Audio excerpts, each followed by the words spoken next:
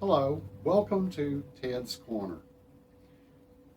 This document that I'm going to read was found in an abandoned storage unit last year, which was 2020.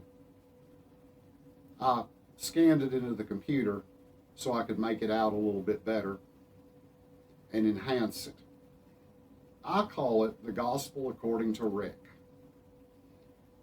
And it came to pass that an eccentric old man came from out of the wilderness with wisdom. People knew he was wise due to his long white beard, and he was over 100 years old. His diet was cornbread with pork and beans, and he always wore a tie depicting a fictional character. He was named Robert, and he came to bring people into his knowledge that religion is made up nonsense and Jesus never even existed. One day, while immersing the folk with atheistic understanding, he spotted a young man coming toward him. He said, "Here comes one who is greater than me, that I am not even worthy to spit on his boots. He will use his doctorate degrees and youth to free the world from this blight called religion." As the two met, the clouds parted and a light shone down on him. And Robert said, "Rick, you are like a beloved son to me. Take my cloak and work great wonders." Immediately, he rejected the Dow Jones and went into the desert to meditate, where he was tempted 3 times. He met a sage who told him, "If you are really that smart, find a scientific way to change these rocks into bread." Rick replied that if he really wanted bread, he would go to Burger World, the home of the Big Bun.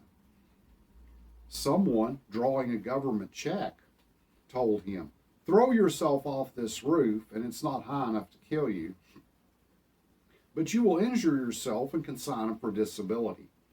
He said it is better to enter into financial security without an arm or a leg or an eye than face the harsh capitalistic world with your body intact. Rick replied that it would be better to ask a child 7 days old than expect to get any wisdom from you.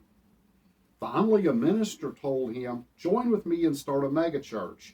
People will bring tribute to us every Sunday and Wednesday. And we can start satellite churches and convince people to give us even more money. We can write books full of worthless platitudes, and people will buy them too." Rick rebuked him and asked, "How can you spread falsehoods and lies when the truth will set you free?" Meanwhile, Robert finally obtained an audience with the Jesus Seminar, and they ostracized him after he spoke to them. He was banished from all their academic pursuits, and they wished that they could cast him into prison and thus add yet another act to their long list of wicked deeds. Rick gathered his own disciples and imparted secret knowledge to them by convincing them to buy his book. To others, he would teach by confounding them with parables until they bought the book. He told them, "Follow me, and I will make you disappointers of men." The 12 were Sid, who he renamed Rocky, Nick, Jay, Wool, Randy, Cobra, Leo, Lamar, Mo, Dirk, Stig, Barry, and Nasty, who would later betray him. They began to travel the country and spread the bad news. He spoke and would relate wisdom via stories such as this. A millionaire stamp collector in New York had 2 sons. They both were working in the business. One day the youngest said he had had enough of this and asked his father if he would just go ahead and give him his share of his inheritance now. The father complied, and the son went off to California, living the life of Riley until his gambling, drinking, drug abuse, wild women, and fast cars had wiped out all his money. He was forced to work at Burger World for minimum wage and live in a flop house. One day he said to himself, the employees my father have live better than this. I will return and offer to just work for him. He called his father and he sent him a plane ticket to come home and restored him to his position in the business.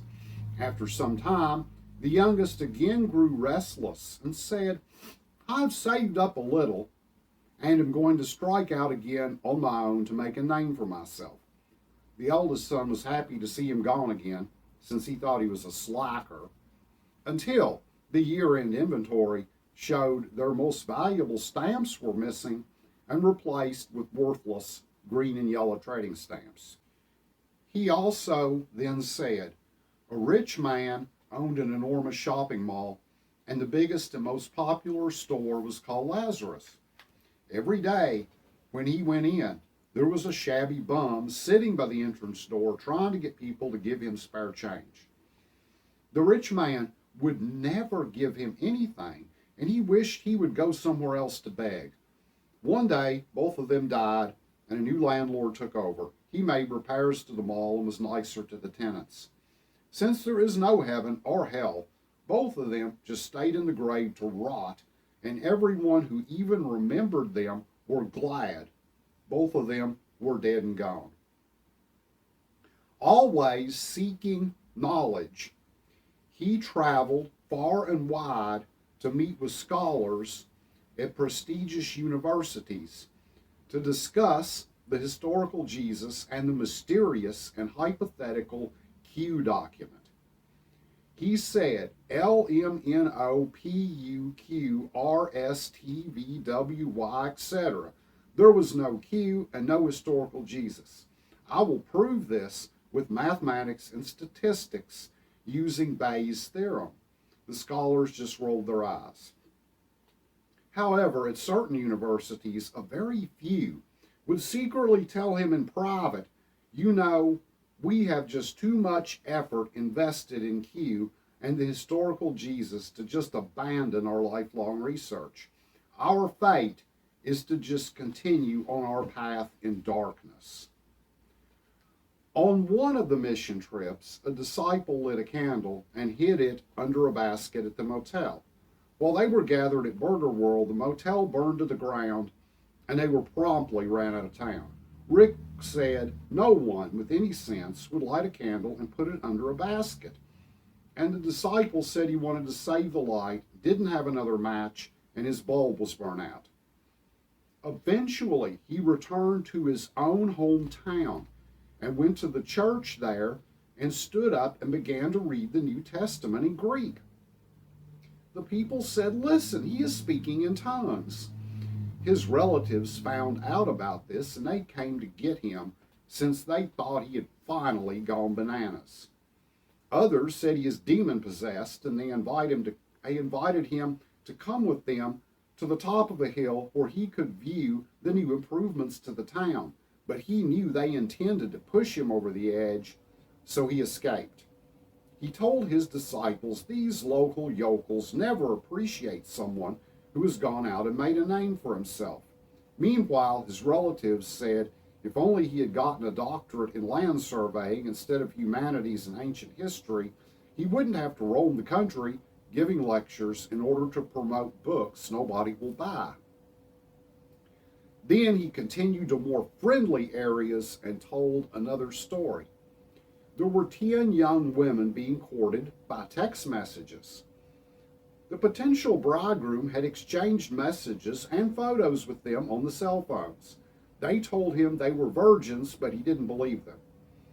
He was due in town to meet them early one day. 5 of them were wise and took a charger for their phones with them. 5 were foolish and did not, and their phones went dead since the bridegroom was running late. While they were running around getting their phones recharged, the message came in from the bridegroom telling them where to come meet him. By the time the foolish 5 recharged their phones and got the message, the wise 5 were already there and the door was closed and locked. They banged feverishly on the door and lo and behold, it was opened for them. The bridegroom turned out to be a Mormon and said, hey, the more the merrier. And then someone from the Tea Party asked him if you should pay your taxes. And he knew they were trying to trick him, so he asked to see a $100 bill. He looked at it and said, whose picture is on this paper?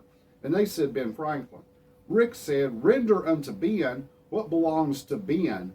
And as he stuffed the paper in his coat, I'll personally give it to him when I see him. He switched topics then quickly and said a rich businessman went on a vacation, but before he left, he called his 3 servants and gave one 10 gold coins. To another he gave 5, and to the last 1. Upon his return, he asked what they had done with the money.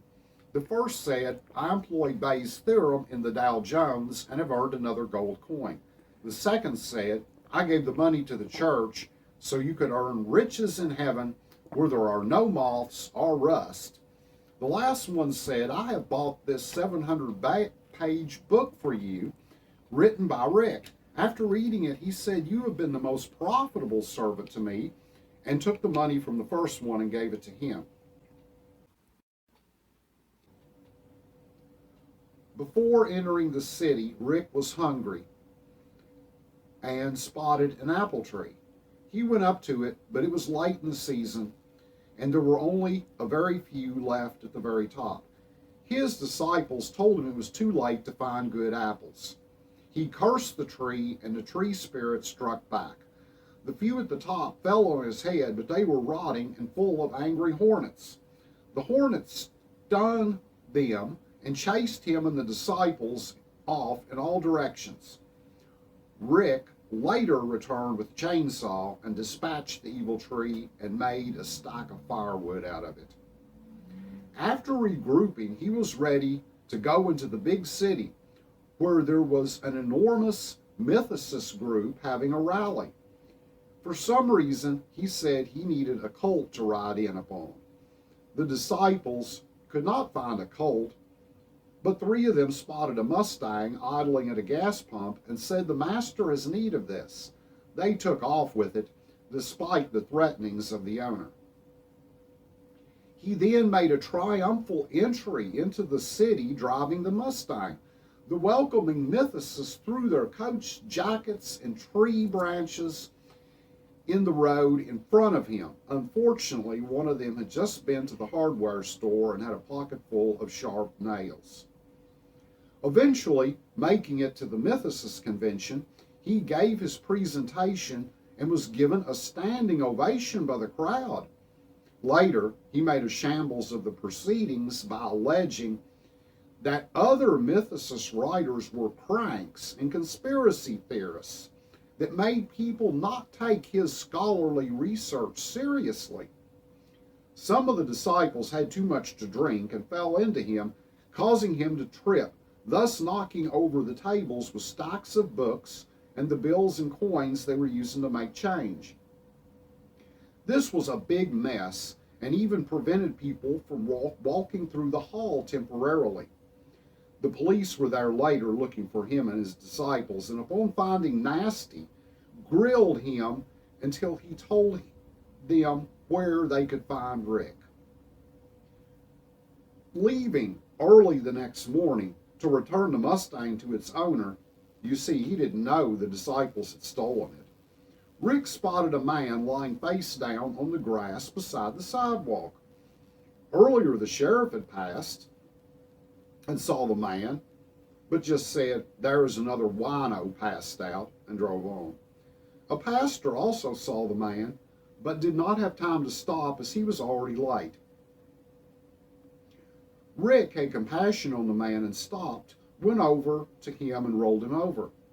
To his shock, the man was all right, but was wearing a mask and was pointing a gun at him. He took his money, credit cards, identification, and then hit him over the head and knocked him out. He then took off in the car.